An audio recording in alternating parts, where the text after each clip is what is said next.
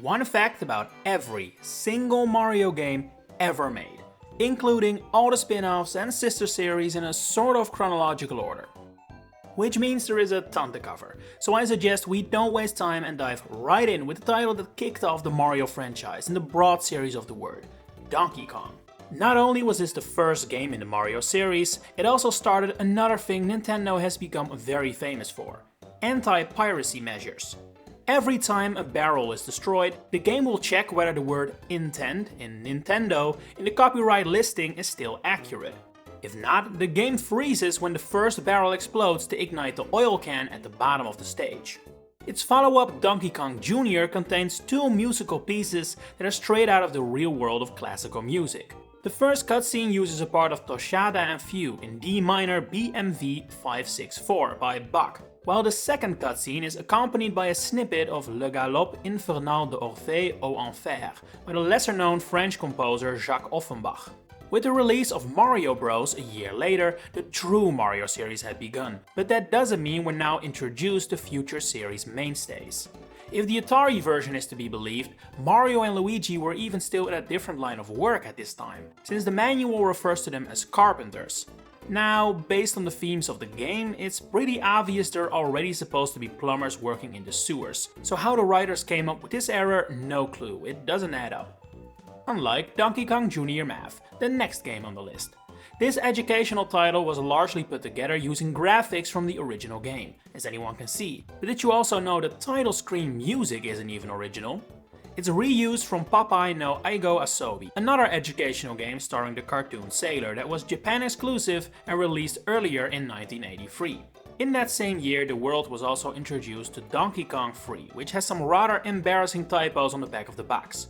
As it turns out, Donkey Kong has plenty of cocknuts to hurl at you. I wonder who's responsible for this. Just as I thought, Nintendo of America. Next up, Pinball, which is rarely ever considered a Mario game, I feel like, but it stars him and Pauline, so I'd say it counts. This is actually the first ever game the late great Satoru Iwata ever worked on that actually saw the light of day. His first true project was an NES version of Joust, the game that inspired Mario Bros, but that wasn't released until 1987. Wrecking Crew is probably best remembered nowadays for introducing Foreman Spike to the series. Not that Foreman Spike has become a mainstay or anything, obviously, but the fact that he ended up in the movie wasn't only a big surprise and a really cool nod, it also gave him a unique record. It took nearly 40 years between Foreman Spike's introduction in the video game for him to finally speak, which is at the very least a record in the Mario series, but very well might be in gaming in general. And then we finally have the game that most would consider the start of it all, Super Mario Bros. Finding an unknown fact to talk about for a game that is so widely covered that everyone knows and has been the topic of endless deep dives is basically impossible. So I'm instead going for a fact that just continues to surprise me every time I hear it. Despite all the work done in preserving the history of Super Mario Bros., we have no clue when the game actually released on store shelves. Somewhere in 1985, that's for sure, but different sources give different answers. Currently, the most widely accepted answer is October 18th. That is merely because it's the answer Nintendo themselves give. We don't have this kind of discrepancy for its sequel, The Lost Levels. It was released on the 3rd of June in 1986 in Japan, and, as is hardly an unknown fact, not in the rest of the world. Just like the original game, The Lost Levels 2 has two worlds set underwater and at night, but compared to Super Mario Bros., their numbers are flipped. In The Lost Levels, worlds 2 and 7 are at night and 3 and 6 underwater, while in the original it is the other way around. And then there's the game we in the West consider the sequel, Super Mario Bros. 2. In the credits of the NES version, the enemies Birdo and Ostro have their names swapped. This would eventually be fixed with the Super Mario Advance version of this game. Super Mario Bros. 3 is the favorite game of, well, many people, but also Takashi Tezuka, a Nintendo legend who has been working on the game since the original title. He's been a producer for the Super Mario series for decades now, and considers SMB3 the best because, and I quote, "it felt like his first masterpiece." Super Mario Land brought the Mario formula to handhelds for the first time, but since this game is set in Sarasa Land, many Mario staples don't return. And whoever wrote the back of the package, which was later reused for the Nintendo eShop page for the game, didn't realize that, because they mentioned Koopa Troopas making their appearance when they aren't in this game, as well as giant crabs, and there aren't any crabs in this game, let alone giant ones. Even though Dr. Mario was always planned to feature Mario characters, it wasn't always titled like it belonged here. Its working name was Virus, and the theme of the game was originally about curing an animal rather than stopping an outbreak. Super Mario World is Shigeru Miyamoto's favorite game in the Mario franchise, as he stated in an interview, where he also confirmed the title was originally Super Mario Bros. 4, which is not really a huge surprise, it's a logical step, but it is interesting, they eventually made the switch. The reason why has never been disclosed. But with Yoshi now introduced, it was time for him to get his own game, known simply as Yoshi. The title was developed by Game Freak, creators of Pokemon, and while not really a huge hit, they never forgot about it and actually used Yoshi as a tech demo for the Nintendo DS during the development of Pokemon Black and White. Despite Mario technically appearing in sports games before this one, I would consider NES Open Tournament Golf to be the first of the games that we can really consider a Mario game, so that's up next. Did you know that Japanese and Western versions of the game actually have completely different holes? Plenty from the original don't appear in the West, and almost every single course is different in some way. Mario Teaches Typing is next in line and noteworthy for being the first game in history where Mario speaks. He's voiced here by Ronald B. Rubin, who obviously would not go on to continue voicing Mario going forward. Mario Paint is probably the most inaccurately titled Mario game, since you can do a lot more than just paint in this game, like compose music, make animations and of course swat flies. While the bulk of this game's development was handled by Nintendo R&D 1, it was also the first time Intelligent Systems ever worked on a Mario game. They would later become the developers of both the Paper Mario and WarioWare series. For those keeping track, we are now in 1992, the release year of Super Mario Kart. 2 years later, it would get a Japan-exclusive arcade version known as Super Mario Kart Doki Doki Race, no relation to the Panic or Literature Club, which was an actual real-life race course with miniature figures. Arguably the most interesting thing about it is that it was developed by Atlus of Persona, Shin Megami Tensei and most recently Metaphor Reventasio fame. On the Game Boy, Mario's story continued with Mario Land 2, 6 golden coins. This is the last game in the Super Mario main series that doesn't feature Bowser as the main antagonist. That role instead goes to Wario, who followed up Ward and Tatanga, who had previously taken on that role. Yoshi's Cookie was also originally released on the Game Boy, but came to the SNES half a year later. This version was developed by Bulletproof Software, who also handled Tetris on the Game Boy, and so were in close contact with Alexei Pajitnov, creator of Tetris. So he was brought in to design the puzzles for the SNES version of Yoshi's Cookie. Despite being a game that is literally designed to teach young players geographical facts, Mario's Missing makes a ridiculous amount of mistakes in this department. Misspelled names for cities all over the world are a common occurrence, all kinds of historical facts are inaccurate, but what I personally consider the worst offender of all is an NPC in Sydney who refers to the city as the Australian capital, despite that being Canberra. Out of all things for a game like this to get wrong. Quick little fact for Super Mario All-Stars. The game was known as Super Mario Extravaganza during development. Yoshi's Safari is the first game in the Mario series that also calls Princess Peach by that name in the West. Up until that moment, she was known as Princess Toadstool over here, but it has always been Peach in Japan. While that Yoshi game wasn't developed by Game Freak, they would return to the Mario world for Mario and Wario, another puzzle title. Despite being a Japan exclusive game, all the text in-game is actually entirely in English. There's not a single word of Japanese to be found, weirdly enough.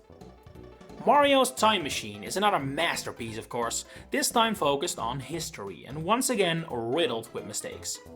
In fact, it happens countless times throughout the game that things are referenced, said or used that wouldn't be introduced for sometimes literal millennia. While most of these really aren't forgivable and show a lack of research, one mistake I am more lenient towards is an NPC in 1687 Cambridge saying that an apple a day keeps the doctor away, despite that phrase not popping up until like 200 years later. It's the kind of mistake you're allowed to make, I'd say, but it's funny still. We have now ended up in 1994, the release year of the first Wario Land game, back when it was still subtitled as Mario Land 3. This game reuses a lot of sound effects from the second Metroid game, which was also developed by Nintendo's R&D 1 division for the Game Boy. Another soundtrack fact for another Wario-focused game, Wario's Woods. In a highly unusual twist, this game has different soundtracks for the Japanese and Western version, but only very few tracks being the same. Why this is the case is a complete mystery. Hotel Mario may be a game with a legacy, but it's not exactly a great one. What is interesting though is that the art director of the game, Joe Sorn, would eventually end up as the lead character designer for Luigi's Mansion 3, which is another game where Mario and Luigi visit a hotel. Odd coincidence. Donkey Kong Country is a game of another caliber for sure and kicked off another long-standing Mario sister series. From the get-go, Nintendo tasked Rare with making a game that was graphically impressive, but when they saw the 3D-based style they had gone with, not everyone was impressed. In fact, if it wasn't for Miyamoto himself liking it, it could have very well ended up scrapped. Mario's Picross starts the game off with 8 easy levels, where players must reveal the hidden picture of a letter. Putting these letters together spells out "Let's work." In the sequel, released in the same year, Mario Super Picross, this idea is reused, with the first 8 puzzles now spelling out Mario's Picross, or his Japanese name rather. This year, 1995, also had a few Virtual Boy games released for it, which Nintendo might like to pretend don't exist, but I won't.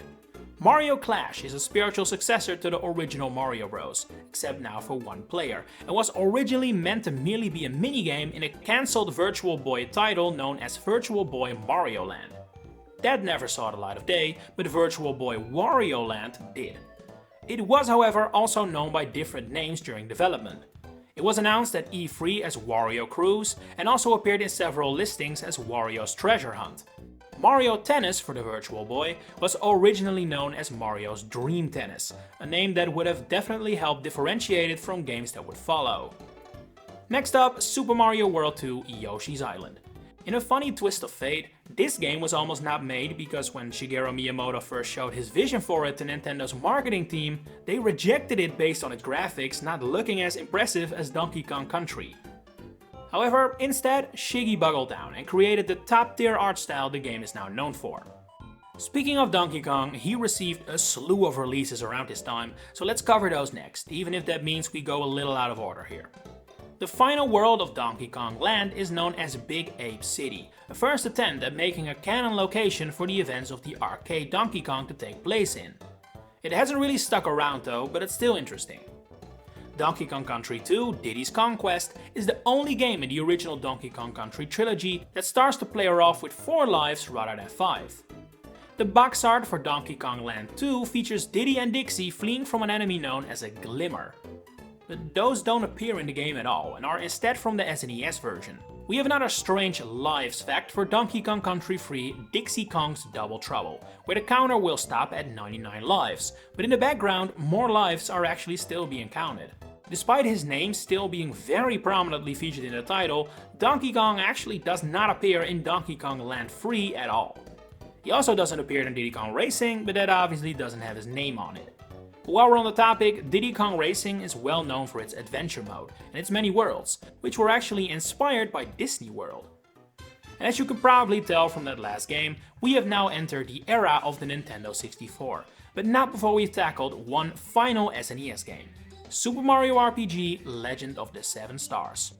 This was the first game to introduce female Toads, which feels like a very common occurrence now, but actually wasn't until Mario Kart Double Dash introduced Toadette and opened the floodgates. I don't have to tell you how impactful Super Mario 64 is, and chances are you already know a ton of little facts about this game after years of watching trivia videos like this on YouTube. So I instead want to highlight how, while we in the West consider the style of gameplay this game introduced as a sandbox, in Japan and among the developers, it was actually referred to as Hakoniwa, which are miniature gardens. We don't have those, so that word didn't stick, but during the development of the game, they served as the design philosophy for the courses. Mario Kart 64 is the last Mario Kart game to not have any circuit tracks. That is only the case in the West. In Japanese, every course we refer to as a raceway is simply called a circuit. This naming convention would be adapted in the West as well, starting with Super Circuit. Yoshi's Story started development as Yoshi's Island 64, but was eventually removed from that subseries.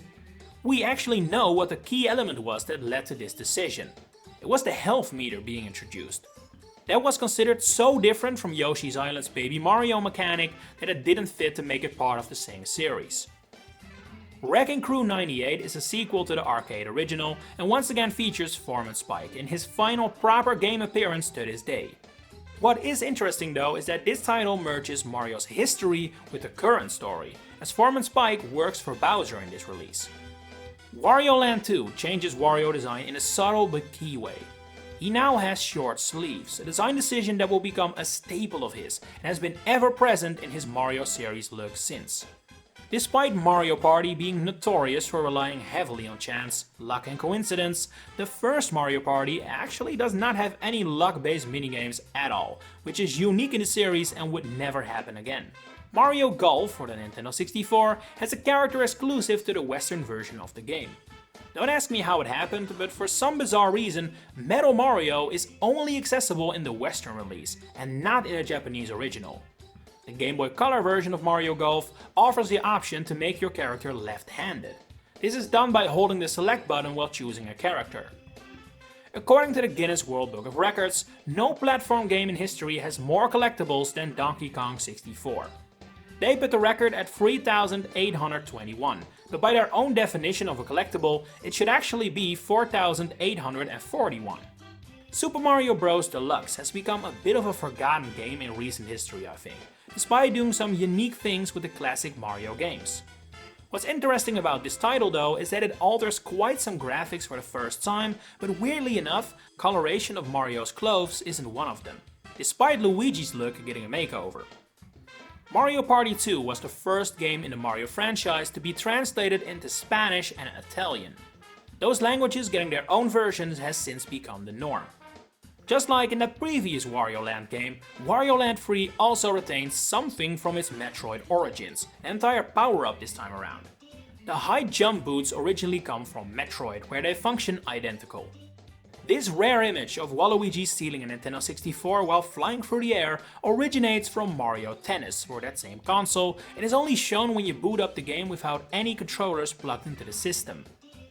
Mario Tennis for Game Boy Color revolves around the player enrolling into the Royal Tennis Academy to participate in the Island Open, and while you can play as either Alex or Nina, the game's sequel Mario Power Tennis for GBA reveals Alex is actually the canon winner of this tournament.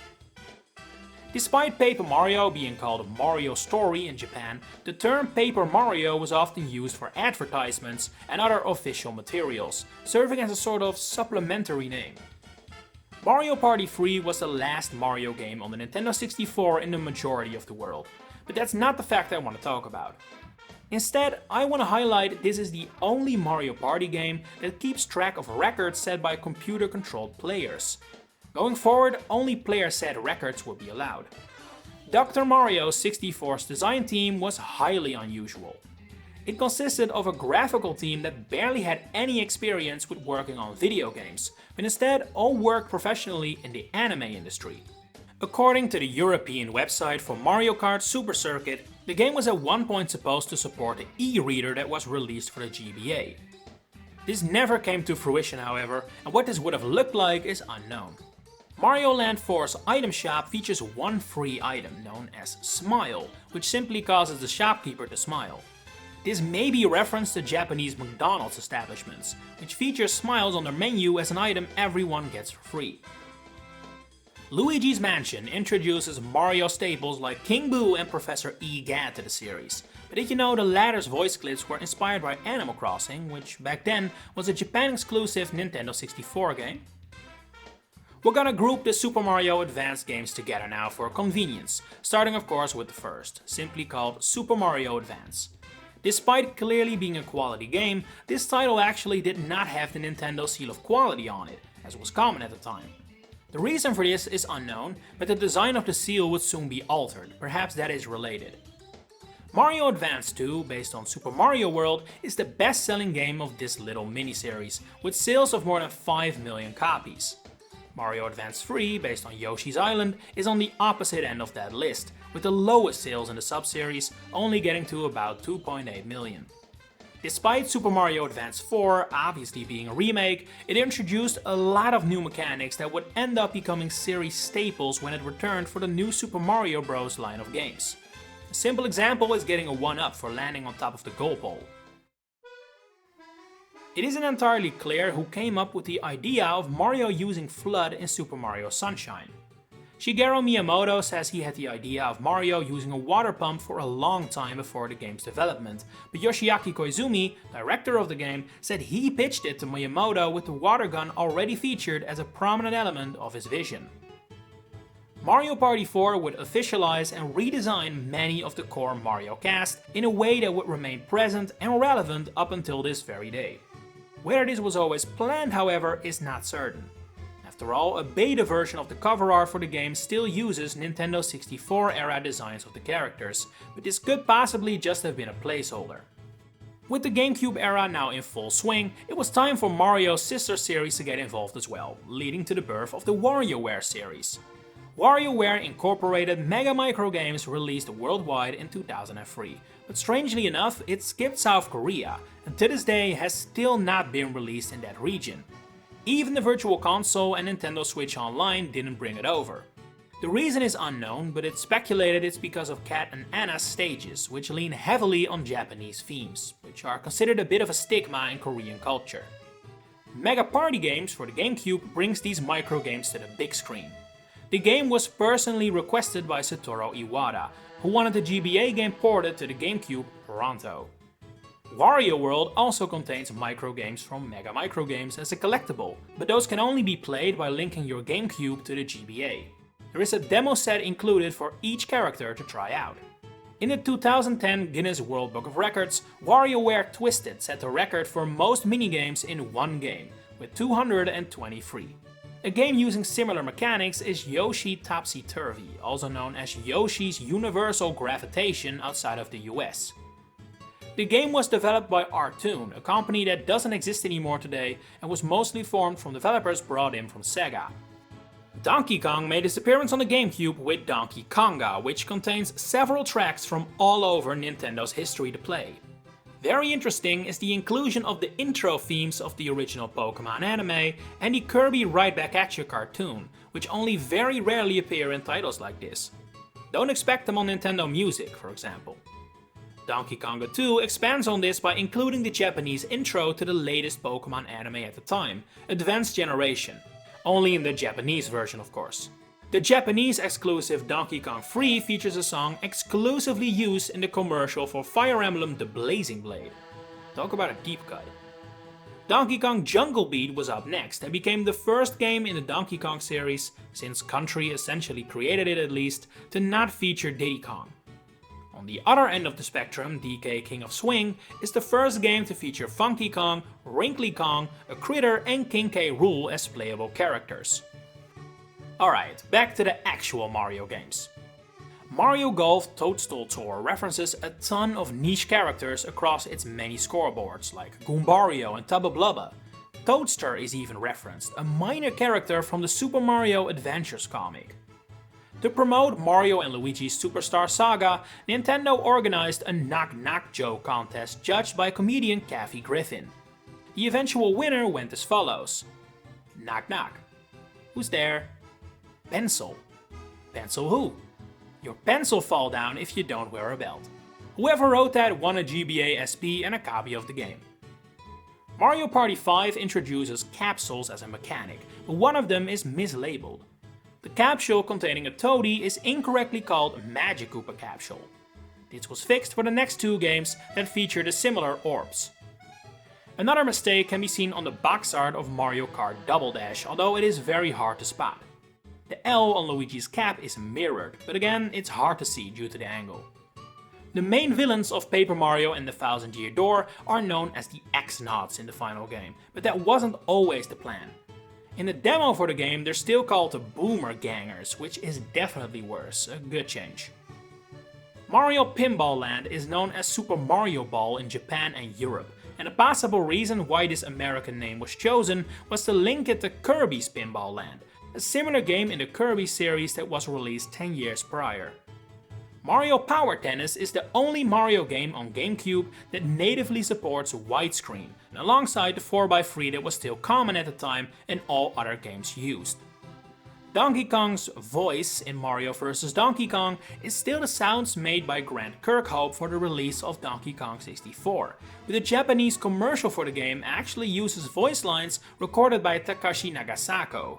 He is currently Donkey Kong's voice actor, and as such also provided the voice for our favorite ape in the Switch remake of this title. Mario Golf Advanced Tour contains a spelling error in a place a golf game really shouldn't want one. Every time you prepare to put an albatross, the text that appears is misspelled to read Albatoros. This game's sister title, I guess you could say, Mario Tennis Power Tour, released on the 20th anniversary of the release of Super Mario Bros. In Japan. Don't think that was planned, but it's a cool little fact. In Mario Party 6, the main hosts, Bryden and Twilla, have Japan-exclusive voice acting that isn't included in the international versions. The reason for this is unknown. Super Mario 64 DS ushered in a new era for Nintendo. But did you also know it is the Mario game with the highest age rating in Europe? When the game was re-released for the Virtual Console, it was rated 12+ due to the inclusion of Luigi's gambling minigames. For the same reason, Mario Party Advance was also given a teenage restricted rating from the Korean rating board. It's also the only Mario Party game to not feature Wario. And speaking of the devil, we look at WarioWare Touch next as we dive into some more DS games. This title was developed in only 5 months and initially started with a team that had never worked on the series before. As such, there was a lack of agreement among staff what really made WarioWare funny, which is definitely something you want to get to an agreement on, I'd say. Yoshi Touch and Go seems tailor-made for the new handheld, but the game was actually conceived as a Yoshi puzzle platformer for the GameCube. It's even said Miyamoto preferred it to release on that console and had to be persuaded. The Japanese exclusive Yakuman DS is a game revolving around Riju Mayong and features plenty of Mario characters. In fact, it is the first game to feature a playable Toadsworth. Super Princess Peach is the first game in the Mario series to have Peach's name in the title, which is not a very interesting fact until you realize that this title is actually also used in Japan.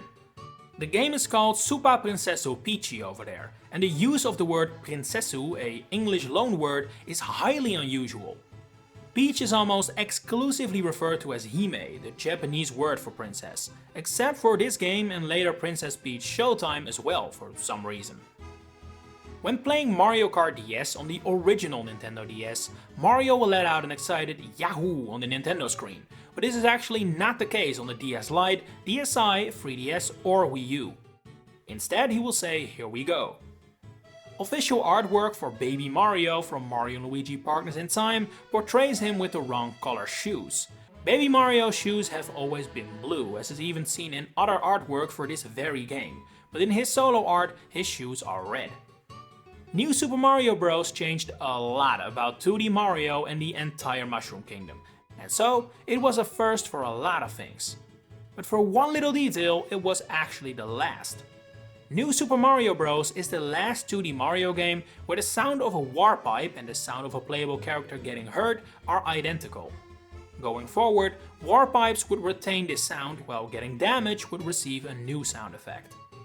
Mario Hoops 3 on 3 is Mario's only true dive into the world of basketball, and while the game doesn't really reference the real-life sport very much, one reference did find its way in when looking at Waluigi's baller name, a sort of nickname. He is known as The Question, which is a reference to real-life basketball player Allen Iverson, whose nickname was The Answer.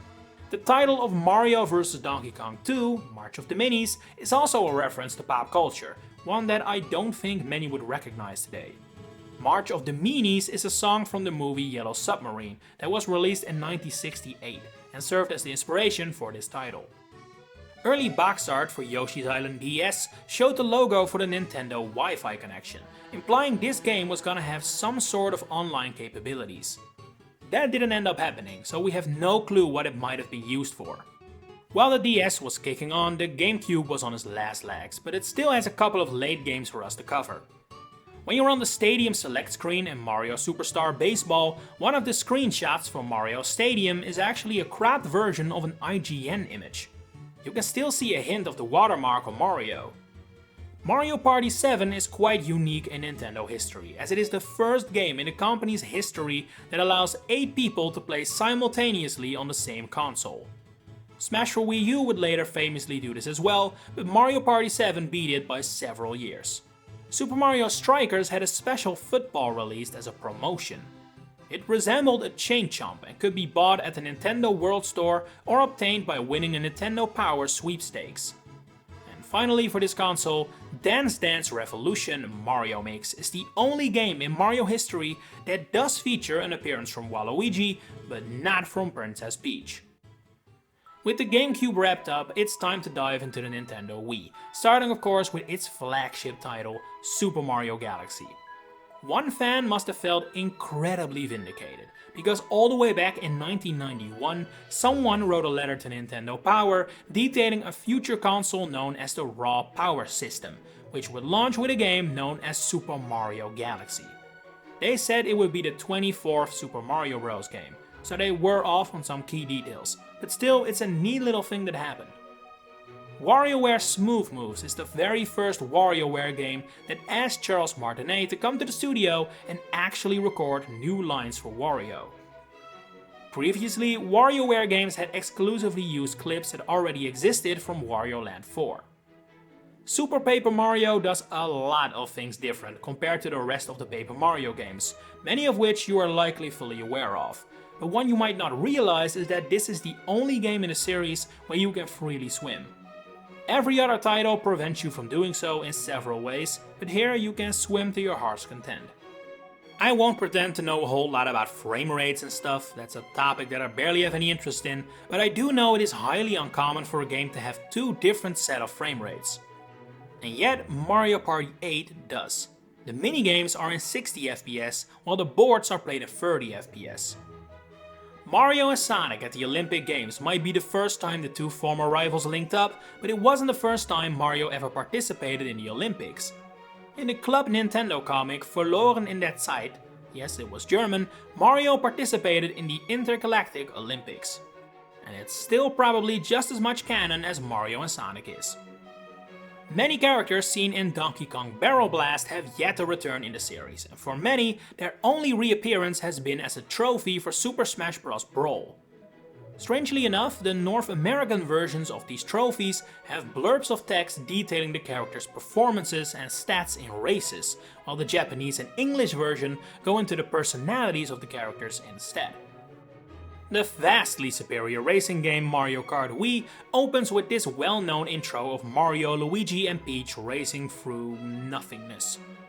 What's interesting about Peach's design here is that her hair is actually untied, while in-game it is always tied up in a ponytail. The Japanese manual for Wario Land Shake It may have revealed the full name of Wario's rival in thievery, Captain Syrup. It refers to the character as Maple, which would obviously be a very fitting name for her, although it is never used in-game, so how canon it is up in the air. At the time of its release, Mario Super Sluggers had the largest cast of characters the Mario series had ever seen, with 72 playable characters. This number would later be beat by Mario Kart Tour and Mario Kart 8 Deluxe with the Booster Course Pass attached. Despite Mario Strikers Charged featuring 3 unlockable captains, only Petey Piranha is really treated as a hidden character. Bowser Jr. and Diddy Kong both appear in the intro of the game and were also given a promotional card released by Nintendo Power for its release, while Petey did not. Let's shift our focus back to the DS now and wrap that little handheld up with quite some forgotten titles in this segment. First off, a perfect example, Wario Master of Disguise. This game was developed by a company known as Suzak. They were also the folks behind the 2 F-Zero games for GBA and worked closely with Atlus. Suzak went bankrupt in 2012, with Master of Disguise being their final game in collaboration with Nintendo.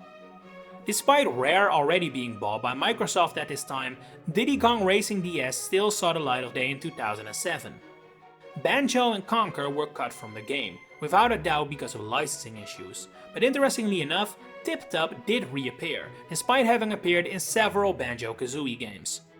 DK Jungle Climber was the sequel to King of Swing, released for the DS, and originally it was gonna be a lot clearer at first sight that this was a sequel.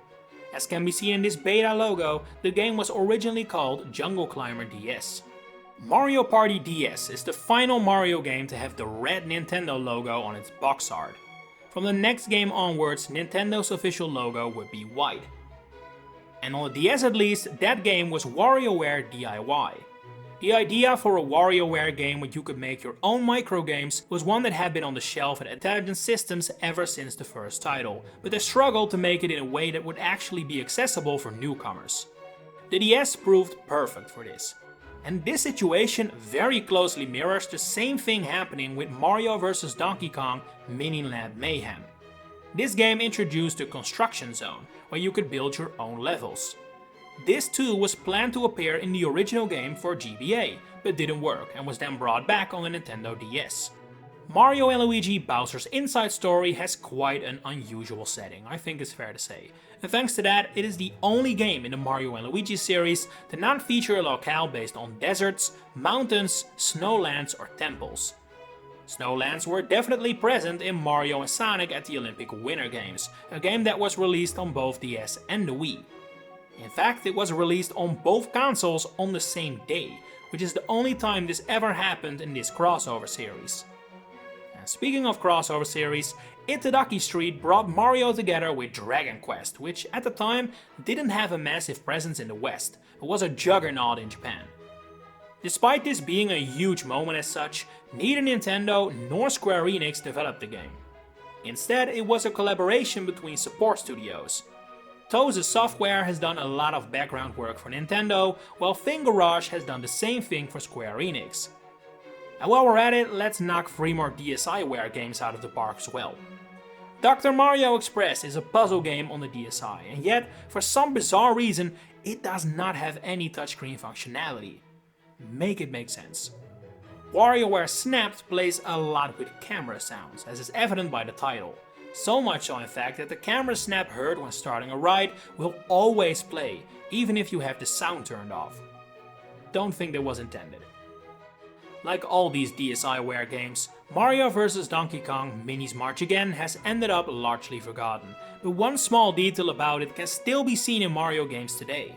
Starting from this title, Pokies would no longer have a flower on top of their head, but instead simply spikes. Now, it's mostly New Super Mario Bros. Wii where every game gets it from, but this little digital title was the first to ever do it. And wouldn't you know it, our next game is New Super Mario Bros. Wii, as we finish up the remaining Mario games for the Wii. It was originally planned for Peach to become playable in this title, something that has seemingly become a mainstay nowadays. However, the development team struggled with making her fit Mario's proportions, and her dress would need additional development time, so she was removed and another Toad was brought in to fulfill her role. Super Mario Galaxy 2 was the sequel to one of the Wii's biggest hits, and yet it seems like Nintendo may have feared players wouldn't be able to grasp the game's mechanics. So in every region but America, they included a DVD with the game that explained its controls and mechanics. Americans weren't screwed though, they could find help either online or on the Nintendo channel. Mario Party 9 is not a title that is well remembered, I think it's fair to say, but is another game that introduced new languages to the Mario series. For the first time, Latin American Spanish and Canadian French received their own translations of a Mario game. In order to promote Donkey Kong Country Returns, Nintendo teamed up with Chiquita to have special labels on their bananas that advertised and mentioned Donkey Kong Country Returns. It's also around this time that Nintendo tried and failed to copyright the phrase "It's on like Donkey Kong."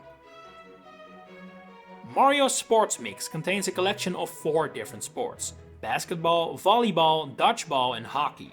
That last one is portrayed as if it is ice hockey, despite plenty of stadiums in the game not being on ice and instead featuring roller hockey, which is played with rollerblades.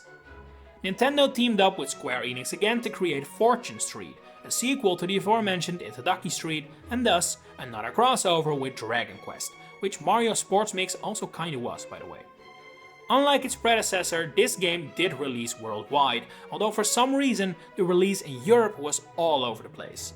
Germany, Spain, Portugal and Italy received the game on December 23rd, while the rest of Europe had to wait 2 more weeks for January 6th. And finally for this console, Mario and Sonic at the London 2012 Olympic Games. Originally, all characters were supposed to receive unique swimwear for this title, not just the female characters as they do in the final game.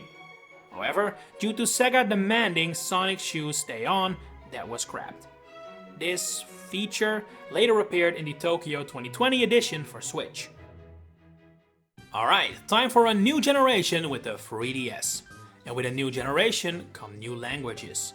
Super Mario 3D Land became the first Mario game to be localized in Russian, Dutch and European Portuguese.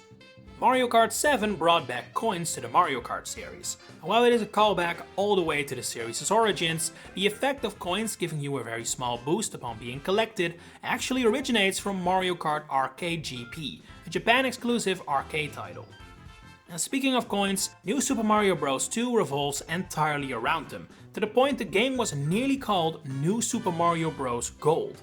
It was only when the decision was made that the stages should be able to stand on their own 2 feet without the coin mechanic that the title was changed. Honestly, I like the beta name better. Mario Tennis Open is the first Mario game to incorporate and use QR codes. These aren't really used much in games anymore these days, but in the 3DS time they were actually quite common in a bunch of different games. According to the manual, Paper Mario Sticker Star has fall damage and Mario can be defeated in this way. However, in the actual game this is not the case at all.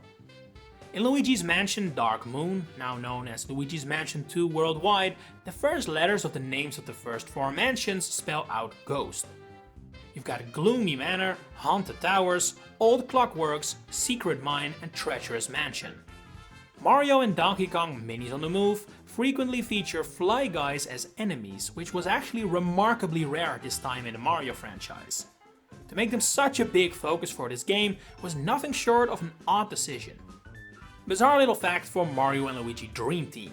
This is the first Mario and Luigi game where the brothers don't end up inside someone else.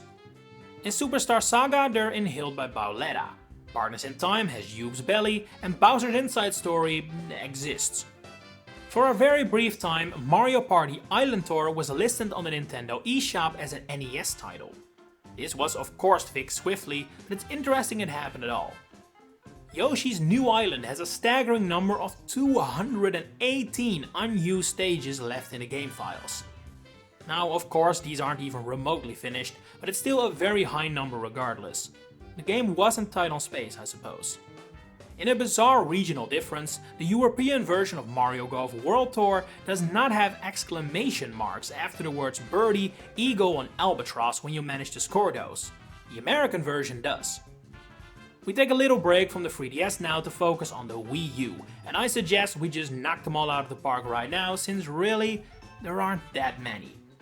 In New Super Mario Bros. U, the 2 colored Toads from the Wii game return, but what is very interesting is that their voice clips are actually swapped around in this game.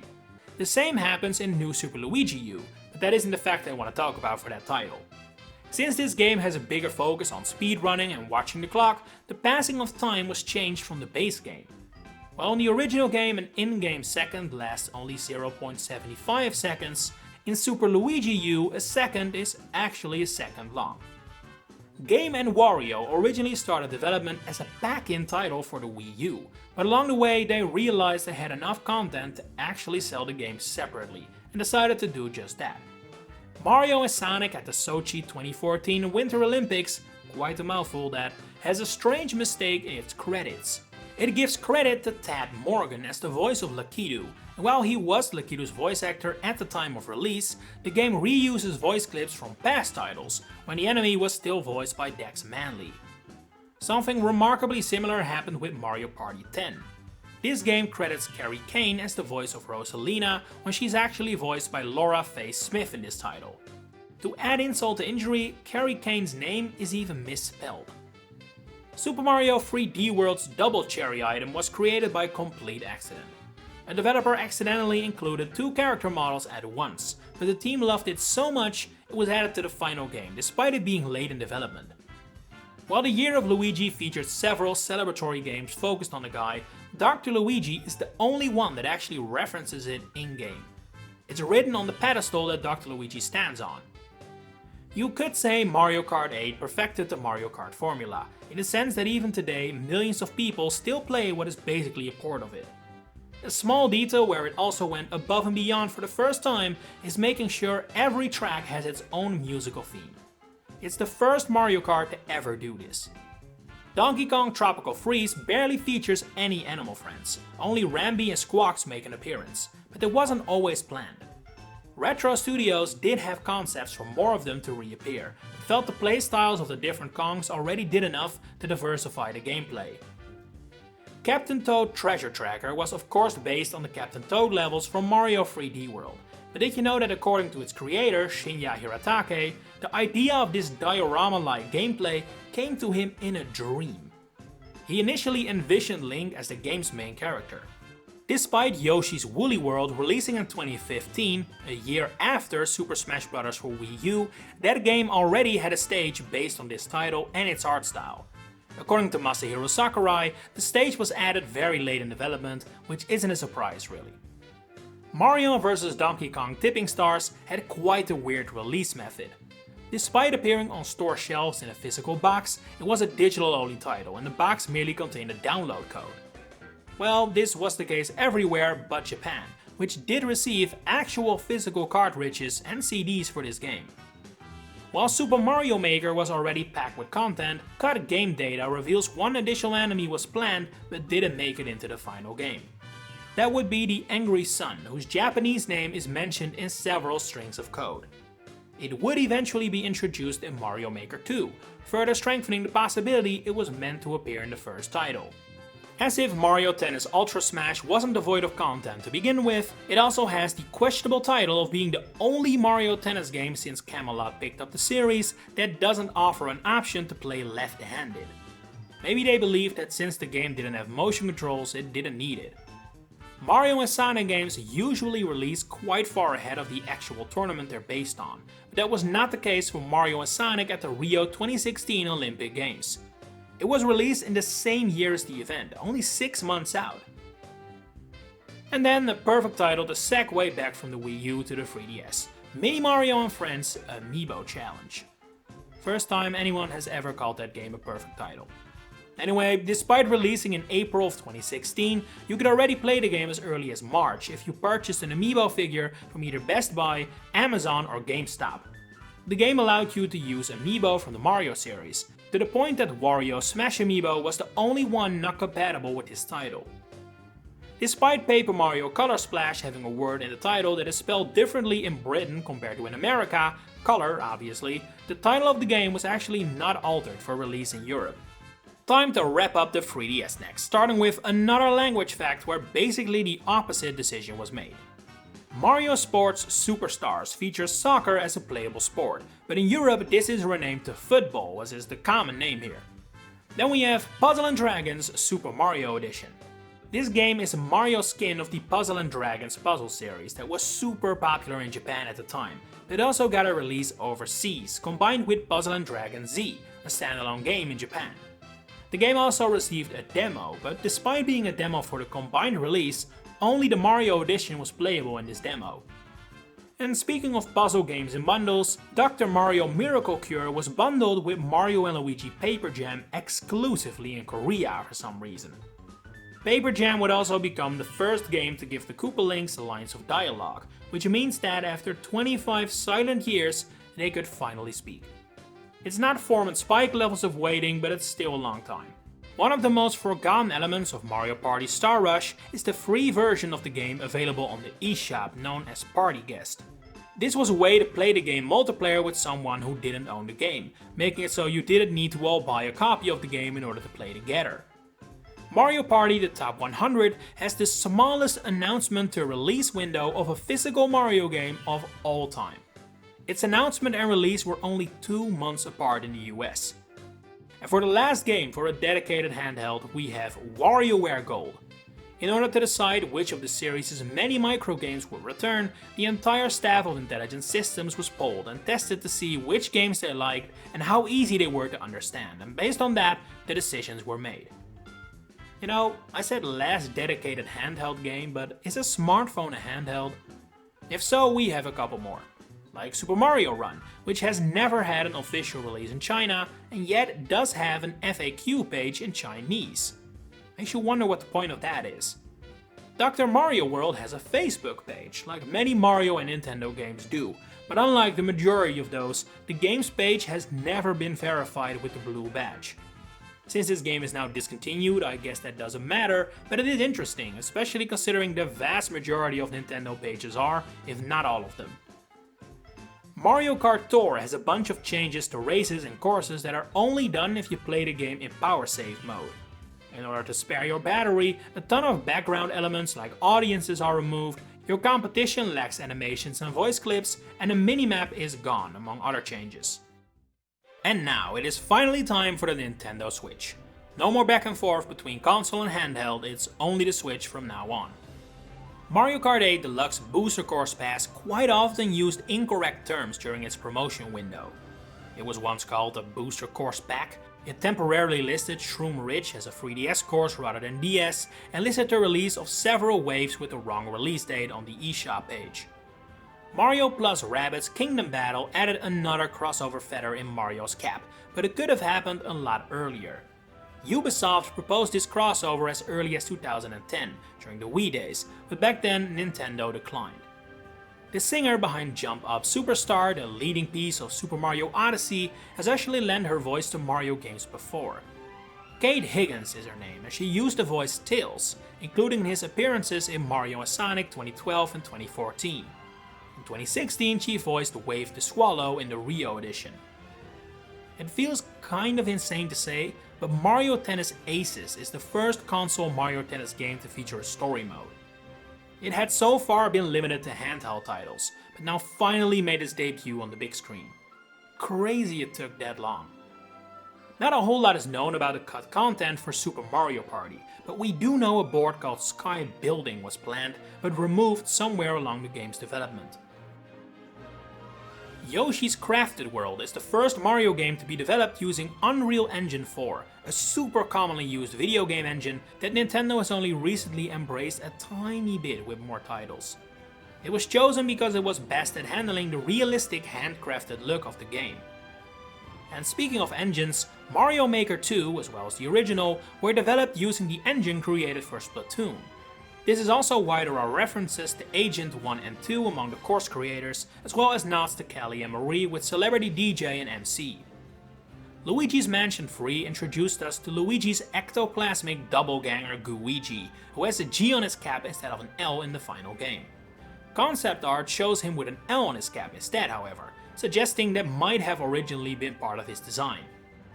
While Mario and Sonic in Rio had the shortest build-up towards the actual event it's based on, Mario and Sonic at the Tokyo 2020 Olympic Games actually has the longest. Because of a certain pandemic, the event was postponed until 2021, meaning the game was released almost 2 years prior to the tournament. Paper Mario the Origami King is the only Mario RPG game, so that includes Mario and Luigi and Legend of the Seven Stars as well, where Bowser is not fought at any point in the game. Super Mario 3D All-Stars is comprised of 3 games that all have Chinese translations, and yet Chinese is not one of the languages the game features. Negotiations were apparently happening between Nintendo and iQue, the company behind the Chinese localizations, but an agreement could not be reached. Super Mario Bros. 35 was here today and gone tomorrow, which means this fact is not really something you can go back and check, so just trust me when I say that the stat courses played was incorrect, and actually tracked the number of battles played. This is due to a translation error. In Japanese, it is correct. When looking at the minigame spread for Mario Party Superstars, it's interesting to note that Mario Party 3 is the only game which has minigames reappearing in every category, so 4-player, 2v2, 1v3, etc. Mario Party 8 only has minigames from one category returning, a measly 2 2v2 minigames. While WarioWare Get It Together may have a 2D look to it, the entire game is actually rendered in 3D, and so all characters are 3D models. When looking at Dr. Krygor's model, if you remove the tube he uses to swim through the air, you can see that his behind is actually hidden behind it. I wouldn't put it on my resume if I was a dev, but oh well. King Baba makes his first playable appearance in Mario Golf Super Rush, decades after his introduction. While this could have been a real hype moment during a trailer, his inclusion in the game was actually leaked via screenshots on the official game website that went up right after the game was announced, killing the surprise completely. Super Mario 3D World plus Bowser's Fury was released alongside brand new amiibo, and that makes it the first Wii U port released on Switch that had amiibo compatibility while the original game had not. Mario Kart Home Circuit is a very atypical game and the first Mario Kart title not to be developed by Nintendo in-house. Instead it was handled by Valan Studios, which actually had never made a game before. So then why did Nintendo trust them? Well, because the leadership came from Vicarious Visions, the team behind Skylanders, the originators of the Toys to Life trend that eventually led to Amiibo. From this era of Nintendo Switch, we don't know much about COD content and beta material, but we actually do have a bit of info concerning Mario Strikers Battle League. In an early trailer, a purple Yoshi can be seen, which does not appear in the final game. It is replaced by a blue Yoshi instead. Mario plus Rabbids Sparks of Hope will go down in history as the last original game to feature Charles Martinet as the voice of Mario and Luigi. As for example the remake for Paper Mario The Thousand Year Door showed, his archived clips might still appear, but this was the final time he ever recorded new lines for his voice. And then you'll probably know that the next game in line is Super Mario Bros. Wonder. This game brought a whole bunch of new elements to the series, the sustainability of which we have no way of currently knowing. One I do feel is likely to return is the wide cast of playable characters, including Daisy for the first time, as well as Yoshi. During the development process, the devs experimented with bringing over Yoshi's egg throwing mechanics from Yoshi's Island, but it was scrapped due to being too difficult to control. Like all WarioWare games, Move It too has microgames for 9V based around video games. What is unique about this game though is that it's the first to reference a title not developed by Nintendo or Intelligent Systems. Mario Pinball Land was developed by Fuse Games and appears in a microgame in this title. Despite almost everything in Super Mario RPG being changed from a 2D sprite to a 3D model, there is one exception. The hidden boss Culex is, during his first battle, still a 2D sprite, just like he was on the SNES. A new second battle is added that does make him a 3D model though. Princess Peach Showtime was developed by Goodfield, the studio behind the most recent Yoshi titles. The director of the game, Etsunobu Ibisu, is also the president and founder of the company, and he hadn't directed a game for 27 years before his involvement in Princess Peach Showtime. The last title he directed was Mystical Ninja starring Goemon, a game for the Nintendo 64. Super Mario Party Jamboree features a whole slew of new losing animations for its playable cast.